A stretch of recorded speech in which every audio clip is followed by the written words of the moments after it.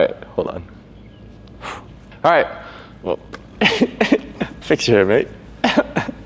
Welcome back to the training ground. So today we're gonna talk about stutter steps, what they are, how we use them, and when are some good situations to use those stutter steps. So to start, Frank, can you kind of go into detail on what exactly a stutter step is? Yep, so the stutter steps are a type of body feint that maximizes the utilizations of the odd timings.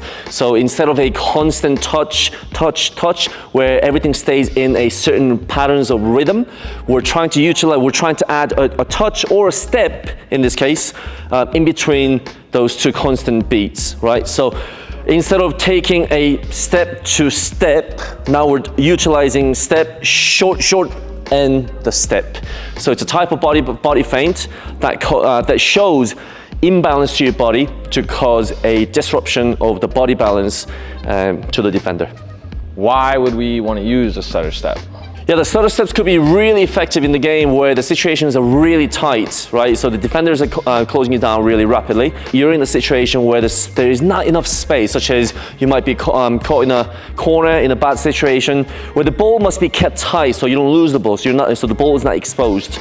So when the ball's tight, then we can utilize the stutter steps to quickly cause that disruption and then look for the window of opportunity to get out. Now the player who might be utilizing this technique to inch perfect, 110% I would say even, Messi, right? It's a cliche, right? But that's the fact. He keeps the ball so tight, but it's that stutter steps and 1, 2, 3, he does it so well and you can't get near him because he just drops his shoulder really effectively, and the steps, as a defender, when you're watching those steps, you just don't know which way he might be able to go. So not even touching the ball. Yeah, right? Exactly, not even touching the ball. That's why this technique is a beauty, because you're not even touching the ball. It's all in the rhythm, it's all in the steps, and it's all in the shoulders. So you can always keep the ball tight, which provides you different opportunities to get out into different directions. Right, love that. So last question for you, can you show us how? I'll tell you what, I think I'm quite decent at this, so let's get going. Do it. Get in there. First step is going to be practicing without the ball. There's 2 ways to do it, but the first thing is going to be just a simple 1, 2, and 3. 1, 2, and 3. 1, 2, 3. 1, and hold, right? 1, 2, hold. 1, 2, hold. 1, 2, hold. That's it. 1, 2, hold. 1, 2, hold. 1, 2, hold. Okay, now the important thing here is going to be, instead of going 1, 2, hold, 1, 2, hold, now we want to try and mix up the rhythm. So it's going to be 1, 2, hold, 1, 2, hold, 1, 2, hold, 1, 2, hold. Can you get that just a little quicker? That's it. Maybe quick 1, 2, 1, 2, hold, 1, 2, hold, 1, 2, hold, 1, 2, hold. 1, 2, hold. That's it. 1, 2, hold. Okay, you did it really well. I'm looking at your right foot and the left foot. In this case here, right foot here, because it's important to keep this almost intact, almost touching the ground, or touching the ground, that's okay. Why do you think we do that? Why do we think we leave that trailing leg on the ground? Because that's maybe the ball would be there. That's it, right? Because as I make that step, if the defender does bite, yes, I can take that quick touch to get out. Right. So even when you're training without the ball, it's so important for you to get in the shape where you're shifting all of your weight on this outside plant leg, but that trailing leg or the foot stays on the ground. So the next tip is going to be, try not to stay narrow, get as far as you can, because as further you go, my shoulder will naturally then drop. You still want to keep that foot in contact with the ground. Do not be trailing, right? So right now what we just witnessed was step, and coming across this way. You were dragging your foot. Instead, can you stay remaining? Can you remain on the ground, but stay as wide as you can? That's it. Okay, so that's the first step. So that's the first variation. And the next one, it's going to be from here. Very lightly, gently lift up your foot. And it's 1, 2, 1, 2, 1, 2, It's almost like you're skipping. Skipping. But now when you do it, push your weight more towards your toes instead of the whole foot. So you're landing quite heavy. Push your weight more towards the toes. That's it. Okay? So we're gonna repeat that one more time. Again, follow after me. Little gentle light here. Skip, touch. Right? If I push my body weight towards the toes, that's gonna have my shoulders leaning forward, which is going to cause the defender to move. And that's the term, we call it selling it. So again, we're gonna try it one more time. Now, we go to training with the ball. It's going to be outside only. Very small outside touches, but we're gonna utilize the first steps that we learned. It's going to look like this. Touch, step, step, big step. Touch, 1, 2, 3. Touch, 1, 2, 3. Touch, 1, 2, 3. Focus on the same weight of the touch and side to side, shifting the weight. Okay? Here we go.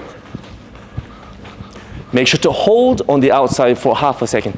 Yeah, and hold, and hold, and hold, and hold. Oh, you're going a little too fast. And hold. Okay, so the body shape-wise was good, but I think rhythm-wise, I think we can stay a little bit more consistent in terms of touch, step, step, hold. Touch, step, step, hold. Sometimes you're going a little bit too fast. Here we go. That's it. So viewers, it's important that you do the right technique slowly, and then you can start to speed things up. As you can see, this is much, much better. Well, the first technique is done. Next training for the next variation part is going to be with the dead ball.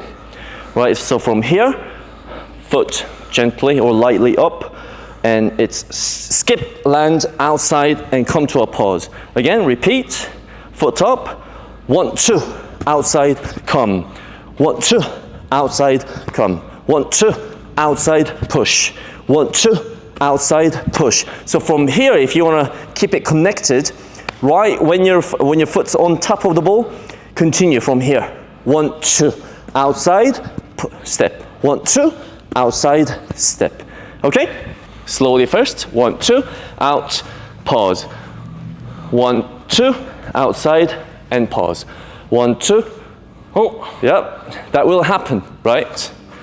So it's important to understand the concept first, and then you can try and connect the movements all together. So right now, we're doing one move, and then coming to a full stop, and then reset, and then we're on to the next one. But as we get better, it's going to be 1, 2, touch, foot on the top of the ball, and then continue to do so. Yes. So Frank, where would you say is a good spot for the ball kind of in relation to my frame as I'm going through this? Yeah, so obviously right when you're starting, you want to keep the ball about, how would you say, half a foot away from the ball. But again, you can keep it tight, closer than that. You can literally be side to side here and go from here, right? Yeah. It's important that when you take those steps, that the ball is literally, if you're looking down, your head is in front of the ball. Right, so under your chin. Exactly, right? Under my chest, under my chin, whichever term we want to use, but that ball should be under me, inside of me. If I can just sit down, can I just literally just go down and pick it up? It should be that type of distance. And then after you take those steps, that ball should be slightly behind me. Right. So that way I can utilize this trailing leg here to take the touch out. And this can be quite effective because when the ball's behind, I don't necessarily need to go all the way forward all the time. I can come around and protect the ball. I can throw an additional skill to get out and then drop shoulder and get out again. Again, whatever it might be. But because the ball is under me or slightly behind me after you take those steps, first and foremost, the ball is not exposed. Right. So first step is to keep the ball close to me, and after you take the steps, ball should be behind you. Right. Right, so those were absolute basics of repetition training, just to learn the concept. What do you think? Was that simple enough? Yeah, I feel better already. Perfect, perfect, great coaching. So subscribe. Okay, so the next one is going to be how you can apply it in the game. So we'll do some shadow defending, so don't leave a comment saying that defending is great, right? We know that. It's shadow defending. I'm not trying to steal the ball here. So, different types of scenarios. Can you go left? Can you go right? Can you protect? Can you attract the defender, right? Can you lure, provide that bait, and then you go, right? Make the defender bite. So different types of situations, and then we'll go one-on-one. Okay? All right, let's get going. Come. Come.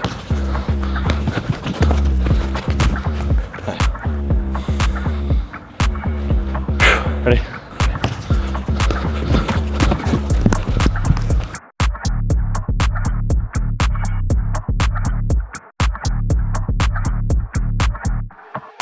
Yep.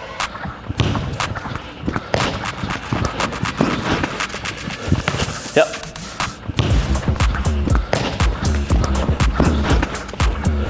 Yeah. Yeah. Nice.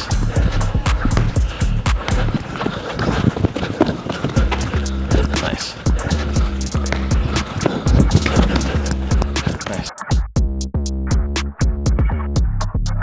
All right, so we just did our little shadow defending with Ben here, just taking turns. But again, you could have noticed some stutter steps and different types of variations. Next one, 1v1.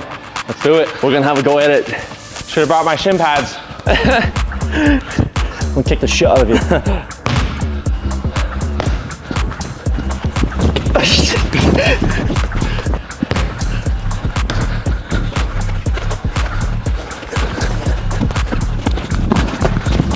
Oh! Stay on!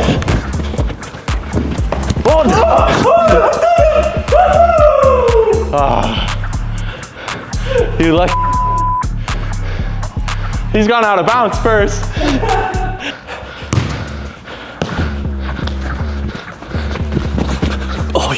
Oh, you bastard! Oh shit. That one doesn't count. Oh yeah.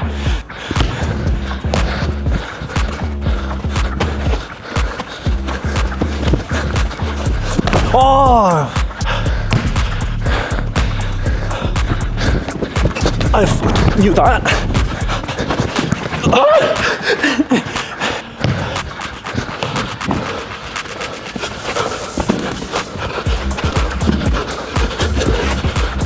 Oh! Oh, you.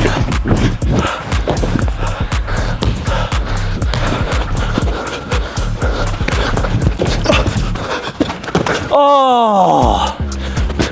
Oh, you.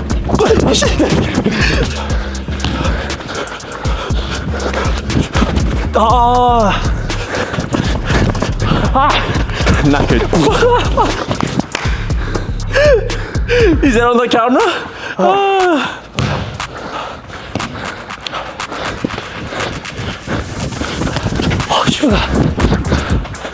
Oh, got me there. Right, everyone. Next time, let's do one on how to defend 1v1. Well, how to 1v1 first. Forget the defending attacking part. How to 1v1. So, either way, thanks for watching. Get practicing because fundamentals is High performance. By the way, what ugly shirt that is, yes?